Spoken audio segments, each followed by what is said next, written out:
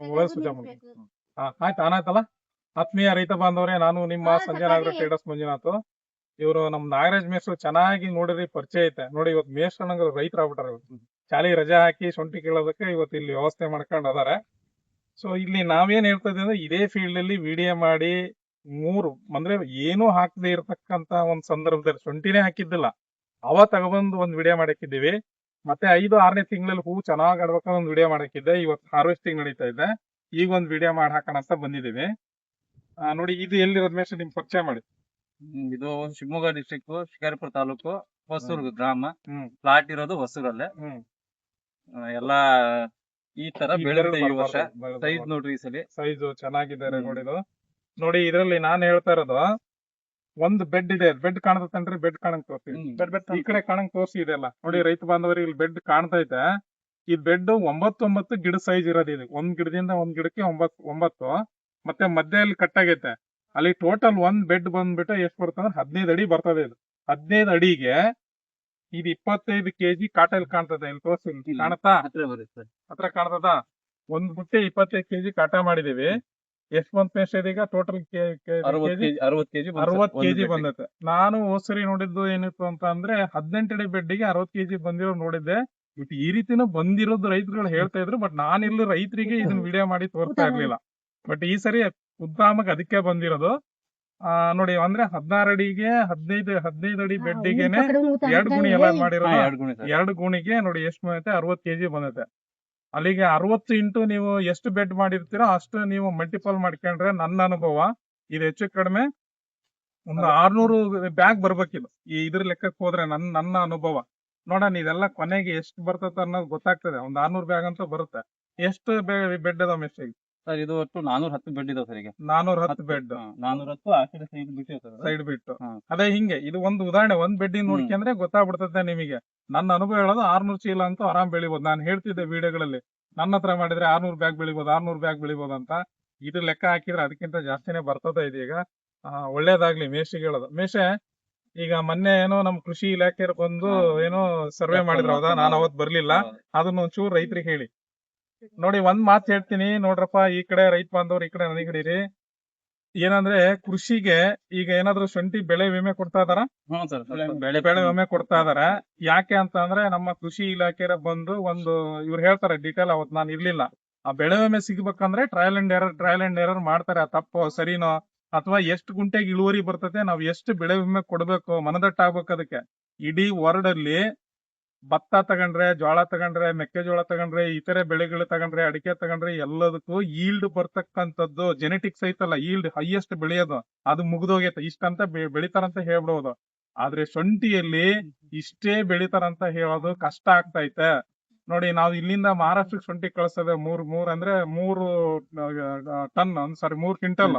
ಯಾಕೆ ಅಂದ್ರೆ ಮಹಾರಾಷ್ಟ್ರ ಶುಂಠಿ ಅಷ್ಟು ದಪ್ಪ ಇಲ್ಲ. ಅದು ಈ ನಮ್ಮಲ್ಲಿ ಶುಂಠಿ ನ್ಯೂಟ್ರಿಯೆಂಟ್ಸ್ ಮ್ಯಾನೇಜ್ಮೆಂಟ್ ಮೇಲೆ ಡಿಪೆಂಡ್. ಅದು ಸೈಜ್ ಎಕ್ಸ್ಟೆಂಡ್ ಆಗಿ ತೂಕ ಬರೋದು. ಸೊ ಹಂಗಾಗಿ ಇಡೀ ವರ್ಲ್ಡ್ ಅಲ್ಲಿ 1 ಎಕರೆಗೆ ಇಷ್ಟೇ ಕ್ವಿಂಟಲ್ ಶುಂಠಿ ಬೆಳಿತಾರೆ ಅನ್ನೋದು ಹೇಳೋದ್ ಕಷ್ಟ. ಅದಕ್ಕೆ ಟ್ರಯಲ್ ಅಂಡ್ ಎವ್ರಿ ಇಯರ್ ನಡೀತಾ ಇರ್ತದೆ. ಸೊ ಇವ್ರು ಹೇಳ್ತಾರೆ, ಹೆಂಗೆ ಇಲಾಖೆ ಬಂದಿರೋದು ಹೇಳ್ರಿ ಮಿಸ್. ಒಂದ್ 2 ಮಾತು.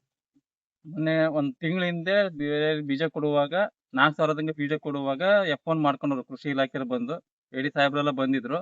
ಏನಕ್ ಮಾಡ್ಕೊಂಡು ಹೋದ್ರಪ್ಪ ಅಂದ್ರೆ, ಒಂದು 5 ಮೀಟರ್ ಜಾಗದಲ್ಲಿ ಎಷ್ಟು ಇಳುವರಿ ಬರುತ್ತೆ, ಅದರ ಮೇಲೆ ನಾವು ಬೆಳೆ ವಿಮೆನ, ಬೆಳೆ ಪರಿಹಾರನ ಕೊಡ್ಬೇಕು ಅಂತೇಳಿ ಏನೋ ನಡೀತಾ ಇದೆ ಈಗ ಶುಂಠಿದಿಗೂ ಸಹಿತ. ಮೆಕ್ಕೆಜೋಳ ಅವಕ್ಕೆಲ್ಲ ಬೆಳೆ ಪರಿಹಾರ ಕೊಡ್ತಾರಲ್ಲ, ಹಾಗೆ ಇದಕ್ಕೂ ಬೆಳೆ ವಿಮೆ ಮಾಡಿಸ್ಕೊಳಕ್ಕೆ F1 ತಗೊಂಡಿದ್ದಾರೆ. ಹಂಗಾಗಿ ನಮ್ಮಲ್ಲಿ ಆ ಚೀಲ ಎಷ್ಟು 254 ಏನೋ ಬಂತದು. ಸರಿಯಾಗಿ ಅಷ್ಟು ಇದಿಲ್ಲ. ಮತ್ತೆ ಈಗಿಂದ ಈ ಸಿಚುವೇಶನ್ ಹೇಳ್ಬೇಕಂದ್ರೆ, 16 ಅಡಿ ಬೆಡ್ ಅಲ್ಲಿ ನಮಗೊಂದು 60 kg ಸಿಕ್ತಿದೆ. ಅದ್ರಲ್ಲಿ ಸೈಜ್ ನೋಡ್ರಿ ಹೆಂಗಿದೆ. ಕೆಲವೊಬ್ರು ಈ ವರ್ಷ ಸೈಜ್ ನೋಡ್ರಿ ಇಲ್ಲಿ. ಅದೇ ತೂಕ ಜಾಸ್ತಿ ಬಂತು, ಸೈಜ್ ಆಯ್ತು ಅಂದ್ರೆ ನಿಮಗೆ ಕಾಟ ಜಾಸ್ತಿ ಬರ್ತದೆ. ಹಂಗ್ ಬೆಳಿಬೇಕು. ಅದೇ ಮೇನ್ ಇಂಪಾರ್ಟೆಂಟ್ ಇದ್ರಲ್ಲಿ ಫೋಕಸ್ ಮಾಡೋದು. ನೋಡಿ, ಯಾಕೆ ತೂಕ ಜಾಸ್ತಿ ಬರ್ತದೆ ಅಂದ್ರೆ, ನಾನ್ ಹೇಳೋದು, ಇದು ಸೈಜ್ ಎನ್ಲಾರ್ಜ್ ಆಗ್ಬೇಕಂದ್ರೆ ಪೋಷಕಾಂಶಗಳಿದಾವಲ್ಲ, ಅವುಗಳನ್ನ ನಾವು ಸರಿಯಾಗಿ ಸಮರ್ಪಕವಾಗಿ ನಿರ್ವಹಣೆ ಮಾಡ್ಬೇಕು. ಇದು ಸೆಲ್ಸ್ ಒಳಗಡೆ ಮಲ್ಟಿಪಲ್ ಆಗಿ ಜಾಸ್ತಿ ಸೈಜ್ ಬರ್ಬೇಕು ಅಂತ ಅಂದ್ರೆ, ಪೋಷಕಾಂಶಗಳು, ಹಾರ್ಮೋನ್ಸ್ಗಳು ಇಂಬ್ಯಾಲೆನ್ಸ್ ಆಗ್ಬಾರ್ದು. ಅವು ಕರೆಕ್ಟ್ ಆಗಿ ಫೀಡ್ ಮಾಡೋದು ಗೊತ್ತಿರ್ಬೇಕು. ಅದಕ್ಕೆ ಮಣ್ಣು ಪರೀಕ್ಷೆ ಮಾಡಿಸಿ ಅದ್ರ ಅನುಗುಣವಾಗಿ ಗೊಬ್ಬರನೆಲ್ಲ ಹಾಕಿ, ನಾವು 2 ಟೈಮ್ ನಿಜವಾಗ್ಲೂ ಗೊಬ್ಬರ ಕೊಟ್ಟಿದ್ದ. ನನ್ನ ಲೆಕ್ಕದಲ್ಲಿ ಇನ್ನೊಂದು ಗೊಬ್ಬರ ಕೊಟ್ಟಿದ್ರೆ ಇವತ್ತೇನು 60 kg ನೋಡ್ತಾ ಇದೀವಲ್ಲ ಒಂದ್ ಬೆಡ್ಡಿಗೆ, 80 kg ಗ್ಯಾರಂಟಿ ಬಂದಿರೋದು. ನನ್ನ ಎಕ್ಸ್ಪೀರಿಯನ್ಸ್ ಮತ್ತೆ ನನ್ನ ಜ್ಞಾನ. ಎರಡೇ ಗೊಬ್ಬರ ಕೊಟ್ಟಿದ್ ಮಿಸ್ ಅಲ್ಲ, ಹೌದ್ ಸರ್. ಎರಡೇ ಗೊಬ್ಬರ. ಇನ್ನೊಂದ್ ಗೊಬ್ಬರ ಕೊಡ್ಬೇಕಾಗಿತ್ತು. ಕೊಡಕ್ ಏನಾಯ್ತಂದ್ರೆ ಎಲೆ ಚುಕ್ಕಿ ರೋಗ ತಿಂಗ್ಳುಗಟ್ಟಲೆ ಅಟ್ಯಾಕ್ ಆಗ್ಬಿಡ್ತು. ಗೊಬ್ಬರ ಕೊಟ್ಬಿಟ್ರೆ ಶುಂಠಿ ಹೋಗ್ಬಿಡೋದು. ಅವಾಗ ಸ್ಟಾಪ್ ಮಾಡಿದ್ವಿ ನಾವು, ಎಲ್ಲಿಗೂ ಯಾರಿಗೂ ಹಾಕ್ಸ್ಲೇ ಇಲ್ಲ. ಇದೊಂದೆಲ್ಲ ಮಾನದಂಡ ಇದು. ನಾವು ಇಬ್ರು ಮೇಷ್ಟ್ರು ನಾವು ಸೇರಿ ಮಾಡಿ ಹೇಳ್ತಾ ಇದೀವಿ ಅಂದ್ರೆ ಖಾಸಗಿ ಏನ್ ನಮ್ದು ಇದೀಗ ಸರ್ಕಾರದರ ಮಾಡ್ಲಿ ಖಾಸಗಿನವ್ರು ಮಾಡ್ಲಿ ಮತ್ತೊಬ್ರು ಮಾಡ್ಲಿ ಸತ್ಯನೇ ಅದು, ಅದ್ರಾಗ ಏನಿಲ್ಲ. ಆಮೇಲೆ ನಾವಿಬ್ರು ಸೇರ್ಬಿಟ್ಟು ಮಾಡ್ತಾ ಇರೋದು ಯಾರನ್ನ ಮೆಚ್ಚಕ್ಕೋಸ್ಕರ ಯಾವ್ದೋ ಒಂದ್ ಸರ್ಕಾರಕ್ಕೆ ಅದಲ್ಲ. ರೈತರಿಗೆ ಚೆನ್ನಾಗ್ ಮಾಡಿದ್ರೆ ಇನ್ನೂ ಹೆಚ್ಚು ಇಳುವರಿ ತೆಗಿಬಹುದು. ಅದಕ್ಕೆ ಜೀವಂತ ಸಾಕ್ಷಿ ಇದು, ಅಷ್ಟೇನೆ ಇದೀಗ. ಈ ಸರಿನೂ ಮೇಷ್ಟ್ರು ಎಷ್ಟು ಹಾಕ್ತಾ ಇದಾರೆ ಶುಂಠಿನ ಒಂದ್ 4 ಎಕರೆ ಮಣ್ ಪರೀಕ್ಷೆ ಮಾಡಿಸಿ, ಮಣ್ ಪರೀಕ್ಷೆ ಅನುಗುಣವಾಗಿ ನೀವು ಏನ್ ಮಾಡ್ಬೇಕಂತ ಅಂದ್ರೆ ಬಾಕಿದೆಲ್ಲ ಮಾಡ್ಬೇಕು. ಆದ್ರೆ ಸೆಟಲೈಟ್ ಇಂದ ಮಾಡಿಸ್ಬೇಡ್ರಪ್ಪ, ತಪ್ಪು ಕೊಡ್ತಾ ಇದಾರೆ. ಅದ್ರ ಸಾರಜನಕ ರಂಜಕ ಪೊಟ್ಯಾಶ್ ಅಷ್ಟೇ ಮಾಡ್ತಾರೆ. ಜಿಂಕು, ಬೋರಾನ್, ಐರನ್, ಮ್ಯಾಂಗನೀಸು ಅವ್ ಇನ್ ಉಳ್ದವ್ ಯಾವು ಮಾಡಲ್ಲ. ಮಾಡಿಸ್ಬೇಡಿ, ಬಹಳ ತಪ್ಪು. ನಾನು ಯೂನಿವರ್ಸಿಟಿ ಏನು ಅಗ್ರಿಕಲ್ಚರ್ ಅಲ್ಲಿ ಕೃಷಿ ಕಾಲೇಜುಗಳು ಬರ್ತಾವಲ್ಲ ಅವುಗಳು ರಿಪೋರ್ಟ್ ಮಾಡ್ತೇನೆ. ಹಿರಿಯ ವಿಜ್ಞಾನಿಗಳು, ಕಿರಿಯ ವಿಜ್ಞಾನಿಗಳು ಆ ಪ್ಯಾರಾಮೀಟರ್ ಅಳತೆಗೋಳುಗಳನ್ನ ನೋಡ್ದೇನೆ ಸುಮ್ನೆ ಸೈನ್ ಹಾಕಿ ಕಳಿಸ್ತಾ ಇದಾರೆ. ಯಾಕಂದ್ರೆ ಅದನ್ನು ನೋಡ್ತೀನಿ. ಖಾಸಗಿಯವರಂತೂ ನೀವು ತುಂಬಾ ಹಾಳು ಮಾಡ್ತಾ ಇದಾರೆ ನಿಮಗೆ. ಮೊನ್ನೆ ಒಂದ್ ಯಾವ್ದೋ ಖಾಸಗಿ ರಿಪೋರ್ಟ್ ಕೊಟ್ಟಿದ್ದಾರೆ, ರೈತನ ಹತ್ರ 300 ರೂಪಾಯಿ ಇಸ್ಕೊಂಡಿದ್ದಾರೆ. ಆ ಪ್ಯಾರಾಮೀಟರ್ ಏನಂತ ಕರಿತೀವಿ ಅಳತೆಗೋಲು, ಅದನ್ನ ಮಾಡೇ ಇಲ್ಲ. ಸುಮ್ನೆ ಫೋಟೋ ಹೊಡೆದಾಕಿದ್ರೆ ಆ ರೈತ ನನಗೆ ಹಾಕಿದಾನೆ ಸಾರ್ ನೋಡ್ರಿ ಅಂತ. ನಾನು ಒಟ್ಟಾರೆ ಹೇಳೋದೇನಂದ್ರೆ ಈ ದೇಶದ ಆದಾಯ ಅಥವಾ ಬ್ಯಾಕ್ ಬೋನ್ ಅಂತ ಅಂದ್ರೆ ಬೆನ್ನೆಲುಬು ಅಂದ್ರೆ ರೈತ ಅಂತಾರೆ. ಆ ರೈತನ ಬೆನ್ನೆಲುಬೆ ಮುರಿತಾವ. ಹೆಂಗೆ ಅಂತಂದ್ರೆ ಸರಿಯಾದ ಸಮರ್ಪಕವನ್ನ ನಡೆಸೋರಿಗೆ ಸಿಗ್ತಾನೆ ಇಲ್ಲ. ಇವ್ರ ಏನ್ ಮಾಡಿದ್ರು ಆಟ ನಡೀತದೆ, ಹಂಗ ಆಗ್ಬಿಟ್ಟದೆ. ಆದ್ರೆ ನಾವು ಏನಂದ್ರೆ ವ್ಯವಸ್ಥೆ ಅಲ್ಲ, ನಿಮ್ ತಪ್ಪುಗಳನ್ನ ಇಲ್ಲಿ ಆಗ್ತತೆ. ನೀವ್ ಸರಿಯಾಗ್ರಪ್ಪ, ನೀವ್ ಚೆನ್ನಾಗಿದ್ ಬಿಟ್ರೆ ತಪ್ಪುಗಳು ಕಂಡು ಹಿಡಿದಿದ್ರೆ ನಿಮ್ಗೆ ಯಾರು ಮೋಸ ಮಾಡ್ತಾರೆ? ನಾನ್ ನಿಮ್ ಪರವಾಗಿ ಹೇಳ್ತಾ ಇರೋದು. ಮತ್ತೆ ಇಲ್ಲಿ ನೀವು ನನಗೆ ಕೇಳ್ಬೋದು, ಸರ್ ಇದು ಬೇರೆಯವ್ರ ಹತ್ರ ಮಾಡಿದ್ರೆ ಇದು ಯಾಕೆ ಅಂದ್ರೆ 60 ಒಂದು ಬೆಡ್ 15 ಅಡಿ ಬೆಡ್ 60 kg ಬಂದ್ಬಿಡ್ತಾರಲ್ಲ ಅಂತ. ನ್ಯೂಟ್ರಿಯೆಂಟ್ಸ್ ಬಹಳ ಇಂಪಾರ್ಟೆಂಟ್. ಇಲ್ಲಿ ಚೀಲ ಇದ್ದಿದ್ರೆ ಸಾಕ್ಷಿ ಸಮೇತ ತೋರಿಸ್ತಿದ್ದೆ ನಾನು. ಬೇರೆಯವ್ರ ಹತ್ರ ಎಲ್ಲಾದ್ರ ಹತ್ರ ನೀವೇ ಮಾಡಿದ್ರೆ 60 kg ಚೀಲ ಬರ್ತತಲ್ಲ, ಇದೀಗ 60 kg ಬಾಯಿ ಹೊಲಿಯ ಲೆವೆಲಿಗೆ ಬರ್ತತೆ. ಬಾಯಿ ಹೊಲಿತ ಅಂತ ಬಹಳ ಜನ ಹೇಳ್ತಾರೆ, ನಮ್ ಬಾಯಿ ಹೊಲಿಯ ಕೊಡ್ರಿ ಅವಾಗ ಬರ್ತದೆ. ನಿಮ್ಮ ಹತ್ರ ಮಾಡಿದ್ರೆ ಬಾಯಿ ಕಟ್ಟ ಲೆವೆಲ್ಗೆ 60 kg ಬರ್ತದೆ. ಯಾಕೆಂದ್ರೆ ಇದು ರಿಚ್ ಇರ್ತದೆ. ಇದ್ರ ಮುರಿದ್ ನೋಡಿದ್ರೆ ಸ್ಕೆಚ್ ಬರ್ಬೇಕಂದ್ರೆ ನ್ಯೂಟ್ರಿಯೆಂಟ್ಸ್ ಮ್ಯಾನೇಜ್ಮೆಂಟ್ ಚೆನ್ನಾಗ್ ಮಾಡ್ಬೇಕು. ಹಾರ್ಮೋನ್ಸ್ ಆಗ್ಲಿ ನ್ಯೂಟ್ರಿಯೆಂಟ್ಸ್ ಅವುಗಳ ಗುಣ ಆಧಾರದ ಮೇಲೆನೆ ಇದು ಸರಿ ಇರ್ತತೆ. ನಾವ್ ಇಲ್ಲೇ ಅದಾನ ಮೇಷ್ಟ್ರು, ಒಂದು ಡ್ರಂಚು ಮಾಡ್ಸಿಲ್ಲ. ಮೇಷ್ಟ್ರೆ ಡ್ರಂಚ್ ಇದನ್ನ ಯಾಕೆ ಹೇಳ್ತಾ ಇದ್ದೀನಿ ಅಂದ್ರೆ ತಿಳಿದಿರೋ ಕೃಷಿ ವಿಜ್ಞಾನಿಗಳೇ ಡ್ರಂಚ್ ಮಾಡು ಆಮೇಲೆ ರೈತರು ಡ್ರಂಚ್ ಮಾಡು ಅಂತಾರೆ. ನಾನ್ ಯಾಕೆ ಡ್ರಂಚಿಂಗ್ ಮರೆ ಹೋಗಲ್ಲ ಅಂದ್ರೆ ಒಂದೇ ಉದಾಹರಣೆ ಹೇಳ್ತೀನಿ. ಒಂದು 99 ಪ್ಯಾಕೆಟ್ ತಗೊಂತೀವಿ, 19 ಗೊಬ್ಬರ ಕೆಜಿದು ಎಷ್ಟು ಮಾರ್ತಾರೆ ಮಾರ್ಕೆಟ್ ಅಲ್ಲಿ? ಅತ್ಯಂತ ಕಡಿಮೆ ಅಂದ್ರೆ 150 ರೂಪಾಯಿ ನಾ ಮಾರ್ತೀನಿ. ಅದು 180 ಮಾರ್ತಾರೆ. ಅದು ಕಂಪನಿ, ಅದು ಹೊರಗಡೆ, ಅದ್ರ ಮೇಲೆ ಡಿಪೆಂಡ್. ಅದ್ರ ಬಗ್ಗೆ ಮಾತಾಡೋದು ಬೇಡ. ನಿಮಗ್ 150 ಇಂಟು ಏನೋ ಒಂದು 50 kgಗೆ ಕನ್ವರ್ಟ್ ಮಾಡಿ ಎಷ್ಟಾಗ್ತದೆ? 7,000 ಏನೋ ಆಗುತ್ತೆ ಹೆಚ್ಚು ಕಡಿಮೆ ಅಲ್ವಾ? ಆ ದುಡ್ಡು ನಿಮಗೆ 19 ಗೊಬ್ಬರ ತಗೊಂಡ್ಬಿಟ್ರೆ ಒಂದ್ ಚೀಲ ಮೂಟೆನ 1,900 ರೂಪಾಯಿ ಬಂದ್ಬಿಡ್ತದೆ ಅಲ್ವಾ? ಎಷ್ಟು ದುಡ್ಡು ಉಳಿತು ನಿಮಗೆ? ಅಲ್ಲಿ ಟ್ರಿಂಚಿಂಗ್ ಮಾಡೋದ್ರಿಂದ ಒಂದು ಉದಾಹರಣೆ ಎಷ್ಟು ದುಡ್ಡು ಪೋಲ್ ಆಗ್ತದೆ. ಆಮೇಲೆ ಅದು ಸಂಪೂರ್ಣ ಸ್ಯಾಟಿಸ್ಫ್ಯಾಕ್ಷನ್ ಆಗಲ್ಲ. ಆದ್ರೆ ಒಂದು ಡ್ರಿಂಚಿಂಗ್ ಮಾಡಿ ನಾನು ಮಾಡಿಸ್ತೀನಿ. ಯಾವಾಗ ಅಂದ್ರೆ ಎಲೆಗಳ ಹಳದಿ ಕಲರ್ ಬರ್ತಾ ಇದ್ರೆ ಫುಡ್ ಸಾಕಾಗಲ್ಲ, ಮೇಲೆ ಕೆಳಗೆ ಕೊಡು ಅಂತ ನಮಗೆ ಹೇಳ್ತದೆ. ನಾವು ಅದ್ರ ತಕ್ಕಂತಾನೆ ಮಾಡ್ಬೇಕು, ಅವಾಗ ಖರ್ಚು ಕಡಿಮೆ ಆಗ್ತದೆ. ನನ್ನ ಹತ್ರ ಮಾಡಿದ್ರೆ ನಾನು ಸುಮ್ನೆ ಹೇಳೋದಲ್ಲ, ಗೊಬ್ಬರ ಔಷಧಿ ಎಲ್ಲ ಸೇರಿ 1 ಲಕ್ಷ ರೂಪಾಯಿ ಖರ್ಚು ಬರ್ತದೆ ಅಷ್ಟೇ. ಗೊಬ್ಬರ ಚೆನ್ನಾಗಿತ್ತು ಮಣ್ಣು ಅಂತ ಅಂದ್ರೆ ಒಬ್ರು ನೆಗೋಡಿ ಅಂತ ಅಲ್ಲಿ ನಮ್ಮ ಶಿಕಾರ್ಪುರ ತಾಲೂಕಲ್ಲಿ ಬರ್ತದೆ. ಅವರು ಎಷ್ಟು ಬೆಳೆದಿದ್ರು ಅಂತ ಅಂದ್ರೆ 600 ಬ್ಯಾಗ್ ಬೆಳೆದಿದ್ರು, ಬರೀ 2 ಚೀಲ ಗೊಬ್ಬರ ಹಾಕಿ. ನಂಬಲ್ಲ ನೀವು, ಯಾಕೆಂದ್ರೆ ಪೊಟ್ಯಾಶ್, ಸಾರಜನಕ, ರಂಜಕ ಎಲ್ಲವೂ ಅತಿ ಹೆಚ್ಚಾಗಿದ್ವು ಆ ಭೂಮಿಯಾಗ. ಅವನ್ನೆಲ್ಲ ರೆಕಾರ್ಡ್ ಮಾಡಕ್ಕೋಸ್ಕರ ಮಾಡಕ್ಕಾಗಿಲ್ಲ. ಬಹಳ ಜನ ಮಾರ್ಕೆಟ್ ಅಲ್ಲಿ ಏನ್ ಮಾಡ್ತಾರ ಅಂದ್ರೆ ತಾವು ಫೇಮಸ್ ಆಗೋದಕ್ಕೆ, ತಮ್ಮ ಪ್ರಾಡಕ್ಟ್ ಫೇಮಸ್ ಆಗೋದಕ್ಕೆ ಇಂತ ಇಳುವರಿ ಬಂದವ್ ತೋರಿಸ್ತಿರ್ತಾರೆ. ನಾನು ಬರೀ ನನ್ನ ಜೀವನದಲ್ಲಿ ಇಂಥವ್ ತೋರಿಸಿ ತುಂಬಾ ಕಡಿಮೆ, ಒಂದು ಬೆರಳೆಣಿಕೆ ಅಷ್ಟು. ಅದ್ರಾಗ ಇದು ಒಂದು ಬರೀ ಪ್ರಾಬ್ಲಮ್. ರೈತರಿಗೆ ಏನ್ ಸಮಸ್ಯೆ ಬರ್ತತೋ ಅದಕ್ಕೆ ಪರಿಹಾರ ಇಂಥವನೇ ಹೇಳಿರೋದು. ಸೊ ಇಷ್ಟು ತಿಳಿತೈತೆ. ಮೇಷ್ ಏನ ತಗೊಂಬಂದ್ರೆ ಹೇಳ್ರಿ ಮೇಷ. ಏನ್ ಹೇಳ್ಬೇಕಂದ್ರೆ ಇದ್ರಲ್ಲಿ ಎಲ್ಲರೂ ಈ ಸಲ ಫೆರಿಕ್ಯುಲರ್ ಬಂದಿರೋ ಬೀಜ ಶುಂಠಿನ ಹಾಕೊಂಡ್ ಎಲ್ಲ 100-200 ರೂಪಾಯಿ ಕಮ್ಮಿ ಸಿಕ್ತಿದಾವೆ. ಎಲ್ಲ ಹಾಕೊಂಡ್ ಬಾಳ ಐತೆ ಬೀಜ ಮಾಡ್ಕೊಂಡ್ರು. ಬಾಳ ಅದನ್ನ ಬೇಡ ಅಂತ ಎಷ್ಟು ತಿಳಿಸಿ ಹೇಳಿದ್ರು ರೈತರು ಸಹಿತ ಅದು ತಿಳ್ಕೊಳ್ಳಿಲ್ಲ. 100-200 ರೂಪಾಯಿ ಮುಖ ನೋಡಿ ಎಲ್ಲ ಒಂದ್ ಕಮ್ಮಿ ರೇಟ್ ಸಿಗ್ತೈತೆ. ಫೆರಿಕ್ಯುಲರ್ ಬಂದಿರೋ ತಂದಿರೋದು, ಫೆರಿಕ್ಯುಲರ್ ಬಂದಿರೋ ಶುಂಠಿ ಈ ಸರಿಗಿಂದ ತಿಳ್ಕೊಂಡ್ ನನಗೂ ಎಕ್ಸ್ಪೀರಿಯನ್ಸ್ ಆಗಿಬಿಡೈತಿ. ಈ ಸೈಜ್ ಇರಲ್ಲ ಶುಂಠಿ. ಫೆರಿಕ್ಯುಲರ್ ಬಂದಿರೋ ಶುಂಠಿ ಈ ಸೈಜ್ ಇರಲ್ಲ. ಎಲ್ಲದು ಕಿರು ಬೆರಳು ಸೈಜ್ ತಗೊಂಡ್ ಬೀಜ ನಾಟಿ ಮಾಡಿದಾರೆ ಈ ವರ್ಷ. ಹ್ಮ್ ಈಗೆಲ್ಲ ಮಾಡ್ಬಿಟ್ಟಿದಿರಿ, ಮುಂದೆ ಅದಕ್ಕೆ ಏನೋ ಪರಿಹಾರ ಹ್ಮ್. ಪದ್ಧತಿ ಪ್ರಕಾರ ಫಾಲೋ ಮಾಡಿದ್ರಿ ನಾವೇನು ಬಚಾವ್ ಆಗ್ತೀವಿ. ಹ್ಮ್ ಆ ಪದ್ಧತಿ ಇವ್ರ ಹತ್ರ ಐತೆ ಸರ್ ಕಡೆ, ಹ್ಮ್ ಪದ್ಧತಿ ಫಾಲೋ ಮಾಡ್ರಿ ಅಷ್ಟೇ, ಹ್ಮ್. ಹೇಳೋದಷ್ಟೇ. ನೋಡಿ ಮೇಸ್ ಹೇಳೋದು ಪೆರಿಕ್ಯುಲೇರಿಯಾ ಬಂದು ತಗೊಂಬಂದ್ ಹಾಕ್ಬಾರ್ದಂತ. ಅದಕ್ಕೆ ಸಾಕ್ಷಿ ಏನು ಅಂತಂದ್ರೆ ಸ್ಕೆಚ್ ಬಂದಿರಲ್ಲ, ಮಾರ್ಕೆಟ್ ಅಲ್ಲೇ ಪೆರಿಕ್ಯುಲೇರಿಯಾ ಬಂದು ತಗೊಳ್ತಾ ಇಲ್ಲ ಅವನು. ಅಂದ್ರೆ ಅದು ಸರಿಯಾದ ಶುಂಠಿ ಬಲ್ತಿರಲ್ಲ ಅಂತ ಅಂದ್ರೆ ಅದು ನಿಮಗೆ ಶುಂಠಿ ಬೀಜ ಹಾಕಿದ್ರು ಕೂಡ ಅಷ್ಟು ಫಲವತ್ತತೆ ಬರಲ್ಲ. ಅದು ಈ ಸರಿ ರೋಗ ಅದು ಅಂದ್ರೆ ಆ ಜೀನ್ಸ್ ಪಕ್ವತೆನೇ ಬಂದಿಲ್ಲ, ಅದ್ರಲ್ಲಿ ಇರ್ತಕ್ಕಂತಹ ಒಂದು ಏನು ಅಂಶನೇ ಪಕ್ವತೆ ಬಂದಿಲ್ಲ ಅಂದ್ರೆ ನಿಮಗೆ ಹೆಂಗ್ರಿ ಬರ್ತಂತದು.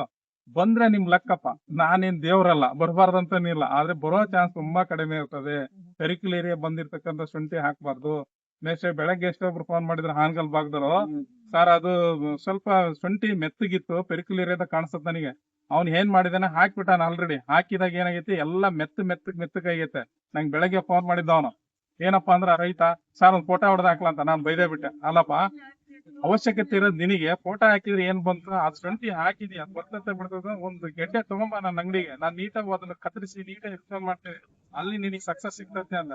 ಬಹುಶಃ ಬರ್ತಾನೆ ಅಂತ ಅಂದಾನೆ, ಬರ್ತಾನೆ ಗೊತ್ತಿಲ್ಲ. ಇವ್ನು ಹೇಳಿದ್ದು ಮತ್ತೆ ನನ್ನ ಗಮನಕ್ಕೆ ಬಂದು ನೈಜ ಹೇಳಿದಿರಿ. ಬಟ್ ಸಾಕ್ಷಿ ಸಮೇತ ತೋರ್ಸಕ್ ನಾನು ಆ ಫೀಲ್ಡ್ ಅಲ್ಲಿ ಇದ್ರು ತೋರಿಸ್ತಿದ್ದೆ. ಬಟ್ ಪೆರಿಕ್ಯುಲೇರಿಯಾ ಇದ್ದದ್ ಹಾಕ್ಬೇಡಿ, ಚೆನ್ನಾಗಿ ಇಂಥವ್ರು ಬೆಳೆದಿರ್ತಾರೆ, ಇವರೇ ಅಂತಲ್ಲ ಇಂಥವ್ರು ಬೆಳೆದಿರ್ತಾರೆ. ₹1 ಹೆಚ್ಚಿಗೆ ಆದ್ರೂ ಪರವಾಗಿಲ್ಲ, ತಗೊಂಡ್ ಹಾಕಿ. ಬಹಳ ಜನಗಳು ಕೇಳ್ತಾ ಇದ್ರಿ, ಸರ್ ಈ ಸರಿ ಶುಂಠಿ ಏರಿಯಾ ಬಹಳ ಹಾಕ್ತಾ ಇದಾರಂತ. ನಿಜವಾಗ್ಲೂ ಹಾಕ್ತಾ ಇದಾರೆ.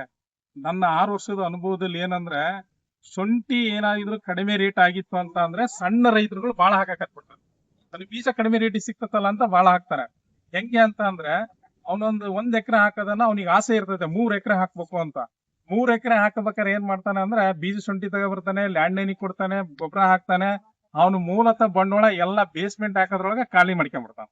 ಆಮೇಲೆ ಬಿಲ್ಡಿಂಗ್ ಹೆಂಗೆ ಕಟ್ತೀನಿ ನೀನು, ಇಂಥವ್ರು ತುಂಬಾ ಜನ ನೋಡ್ತೀನಿ ನಾನು. ಹಿಂಗ್ ಹೇಳಿದ್ರೆ ಕೇಳದೇ ಇಲ್ಲ. ಬೇಸ್ಮೆಂಟ್ ಚೆನ್ನಾಗಿ ಹಾಕ, ವೈಜ್ಞಾನಿಕವಾಗಿ ಬಿಲ್ಡಿಂಗ್ ಬೇಕಾದ್ರೆ ಹೆಂಗ್ ಬೇಕಾದಂಗ್ ಕಟ್ಕೋಬಹುದು, ಆದ್ರೆ ಬೇಸ್ಮೆಂಟ್ ಸರಿಯಾಗಿ ಹಾಕಲ್ಲ. ಆಮೇಲೆ ಅದನ್ನ ಡೆವಲಪ್ಮೆಂಟ್ ಮಾಡೋ ಸ್ಟೇಜ್ ಅಲ್ಲಿ ಅವ್ರ ಹತ್ರ ಹಣಕಾಸಿನ ಅಡಚಣೆ ಆಗ್ಬೋದು. ಅದರಿಂದ ಏನಾಗ್ತದೆ ಅಂದ್ರೆ ಮತ್ತೆ ಡ್ರಾಪ್ ಔಟ್ ಆಗ್ತದೆ. ಹಿಂಗೆ ಎಷ್ಟೇ ಜನ ಏರಿಯಾ 1 ಇದ್ದದ್ದು 2 ಆಗ್ಲಿ, 3 ಇದ್ದದ್ದು 4 ಆಗ್ಲಿ, ಇಳುವರಿ ಬೆಳೆಯಂಗ್ ಬರೋದೇ ಲಾಭ. ಅದ್ರಾಗೆ ಎಷ್ಟು ಜನದರ ಹಾಕ್ಲಪ್ಪ, ಬೆಳೆಯ ತಲೆ ಕೆಡ್ಸ್ಕೊಂಬೇಡಿ, ಚೆನ್ನಾಗ್ ಬೆಳೀರಿ. ₹1000 ಕ್ವಿಂಟಲ್ ಆದ್ರೆ ಇದೇನ್ ಲಾಸ್ ಆಗಲ್ಲ. ಈ ಶುಂಠಿಯಲ್ಲಿ ಬಂದೇ ಬರ್ತದೆ. ಇವತ್ ಮಾರ್ಕೆಟ್ ರೇಟ್ ನೋಡಿ 4,500 ಐತೆ ಇವತ್ತು, ಹೌದಾ? ಏನ್ ಲಾಸ್ ಆಗ್ತದೆ? ಚೆನ್ನಾಗ್ ಬೆಳೆದಂಗೆ ಯಾವ ಕಾರಣಕ್ಕೆ ಲಾಸ್ ಆಗಲ್ಲ. ಹೆಚ್ಚುವರಿ ಲಾಭ ಸಿಗಲ್ಲ ಅಷ್ಟೇ. ಹೆಚ್ಚುವರಿ ಲಾಭ ಇರ್ತದಲ್ಲ, ಈಗ ಯಾವ್ದೋ ಒಂದು 5 ಲಕ್ಷ ಸಿಗೋದು, ಅದ್ರ ಡಬಲ್ ಆಗಿದ್ರೆ 10 ಲಕ್ಷ ಸಿಗ್ತದೆ, ಹಂಗ್ ಸಿಗಲ್ಲ. ಸೊ ಇಷ್ಟೆಲ್ಲ ಮಾಹಿತಿ ಸಿಗ್ತೈತೆ. ಕೊನೆಯದಾಗಿ ಏನ್ ಹೇಳ್ತೀವಿ? ಕೊನೆದಾಗಿ ಹೇಳ್ಬೇಕಂದ್ರೆ, ಎಷ್ಟೇ ಈ ಸರಿ ಶುಂಠಿ ನಾಟಿ ಮಾಡ್ಲಿ, ರೈತ ಯಾರು ಎದೆ ಗುಂದಿದ್ದಾನೆ, ನಿಮ್ ಕೆಲಸ ನೀವ್ ಮಾಡ್ರಿ. ಪ್ರಕೃತಿ ಅದ ಸಮತೋಲನದಿಂದ ಇದನ್ನ ಸಮತೋಲನ ಮಾಡ್ಕೊಳ್ತದ. ಪದ್ಧತಿ ಫಾಲೋ ಮಾಡ್ರಿ ಸರ್. ಅದು ಹೇಳ್ತಾರೆ, ಆ ಪದ್ಧತಿ ನೀಟಾಗಿ ಫಾಲೋ ಮಾಡ್ಕೊಂಡ್ಬಿಟ್ರೆ, ಹೇಳಿದ್ರಲ್ಲ ಅವರು 1 ಲಕ್ಷದಿಂದ 1,25,000 1 ಎಕರೆ ಲಾಸ್ಟ್ ಅಲ್ಲ ಗೊಬ್ಬರ ಜಳದಿಂದನು ನಿಮ್ ಶುಂಠಿ ಬೀಜೋಪಚಾರ ಮಾಡೋದ್ರಿಂದ ಹಿಡ್ಕೊಂಡ್ರು ಅಷ್ಟು ರೇಂಜ್ ಮುಗಿಬಹುದು. ಕಡಿಮೆ ಖರ್ಚಲ್ಲಿ ನಾವು ಶುಂಠಿ ಬೆಳೆನ ಇಂಥವ್ರ ಮಹಾನುಭಾವರು ನಮಗೆ ಒಳ್ಳೆ ಗೈಡೆನ್ಸ್ ಕೊಡಕತ್ತಾನೆ. ಅವರು ಅವ್ರ ಜೀವನನೇ ಮುಳುಗ್ತಿದಾರ. ಅವ್ರೀಗ ರೈತರು ಏನಾದ್ರು ಒಳ್ಳೇದಾಗ್ಬೇಕು ಅಂತ ಹೇಳಿ ಕಮ್ಮಿ ರೇಟ ಸಿಗ್ತಾ ಇದೆ ಅವ್ರ ಕಡೆ. ತಗೊಳ್ರಿ, ಚೆನ್ನಾಗ್ ಮಾಡ್ಕೊಳ್ರಿ. ಬಟ್ ನಾವೆಲ್ಲ ವಿಡಿಯೋ ಮಾಡಿ ನಿಮ್ಗೆ ಹಾಕ್ತಿರೋದು ಇವ್ರದ್ದು ಬಿಸ್ನೆಸ್ ಡೆವಲಪ್ಮೆಂಟ್ ಆಗ್ಲಿ, ಇವ್ರ ಹತ್ರ ಬಂದು ಔಷಧಿ ತಗೊಳ್ಳಿ ಅನ್ನೋ ಉದ್ದೇಶಕ್ಕಲ್ಲ. ಯಾಕಂದ್ರೆ ನೈಜ ಸಾಕ್ಷಿ ನಾನೇ ಇದ್ದೀನಿ, ಇವ್ರ ಹತ್ರ ನಾ ಮಾಡಿದ್ದೀನಿ, ಒಳ್ಳೇದಾಗಿದೆ ನನಗೂ ಸಹಿತ. ಎಲ್ಲಾ ರೈತರಿಗೂ ಒಳ್ಳೇದಾಗ್ಬೇಕು ಅನ್ನೋ ಉದ್ದೇಶಕ್ಕಷ್ಟೇ ನಾನು ಇವ್ರ ವಿಡಿಯೋಗಳಿಗೆ ಮಾಡ್ಕೊಂಡು ಹಾಕೊಂಡ್ ಸರ್ ಅಂತೇಳಿ ಇದ್ ಮಾಡ್ತಿರೋದು. ಇದ್ರಲ್ಲಿ ಬೇರೆ ಯಾವ್ದೇ ಸ್ವಾರ್ಥ ಇಲ್ಲ. ಇಷ್ಟ ಹೇಳಿಕ್ ಇಷ್ಟ ಪಡ್ತೀನಿ. ಬಟ್ ಮಂಜುನಾಥ್ ಸರ್ ನನಗೆ ಹೇಳ್ತಿದ್ರು, ಬೇಷೆ ನನ್ನ ಸಹವಾಸ ಮಾಡಿರಿ, ಎಲ್ಲದೂ ಒಳ್ಳೇದಾಗಿದೆ ಅಂತ ಹೇಳಿ ಅದೇ ತರ ಮಾತು ಉಳಿಸ್ಕೊಂಡಿದ್ದಾರೆ. ಎಲ್ಲರಿಗೂ ಒಳ್ಳೇದಾಗೈತೆ, ಎಲ್ಲಾ ರೀತಿಯಿಂದ ಎಲ್ಲಾ ರೀತಿನೂ ಒಳ್ಳೇದಾಗೈತೆ, ಬಿಸ್ನೆಸ್ ಒಳ್ಳೇದಾಗತ್ತೆ, ಎಲ್ಲದಕ್ಕೂ ಒಳ್ಳೇದಾಗೈತೆ. ಅಂದ್ರೆ ಒಳ್ಳೆ ಸಾಹಸ ಮಾಡಿದ್ರೆ ಖಂಡಿತ ಒಳ್ಳೇದಾಗ್ತದೆ, ಕೆಟ್ಟ ಸಾಹಸ ಮಾಡಿದ್ರೆ ಖಂಡಿತ ಕೆಟ್ಟದಾಗ್ತದೆ. ಅದೇ ನಾನೇನ್ ಹೇಳ್ಬೇಕಾಗಿಲ್ಲ, ಅದು ಲೋಕಾರೂಢಿ ಮಾತು. ಒಂಚೂರು ಅಣ್ಣ ಈ ಕಡೆ ಹಿಂಗೆ ತೋರ್ಸ, ಶುಂಠಿ ಕೀಳೋದೆಲ್ಲ ನಮ್ಮ ಅಕ್ಕ ತಂಗಿದಿರು ಅಣ್ಣ ತಮ್ಮದಿರು ಎಲ್ಲ ಶುಂಠಿ ಕೀಳ್ತಾ ಇದಾರೆ. ಇವ್ರು ಆ ಶುಂಠಿ ಕೀಳರು ಯಾರು ಒಪಿನಿಯನ್ ಬಾರಪ್ಪ ಇಲ್ಲಿ ಬಾಯ್ಲಿ, ಬೇಗ ಬಾ, ಅದು ವಿಡಿಯೋ ಓಡ್ತಿರ್ತದೆ, ಬಾ ಅವ್ರದೊಂದು ವಿಡಿಯೋ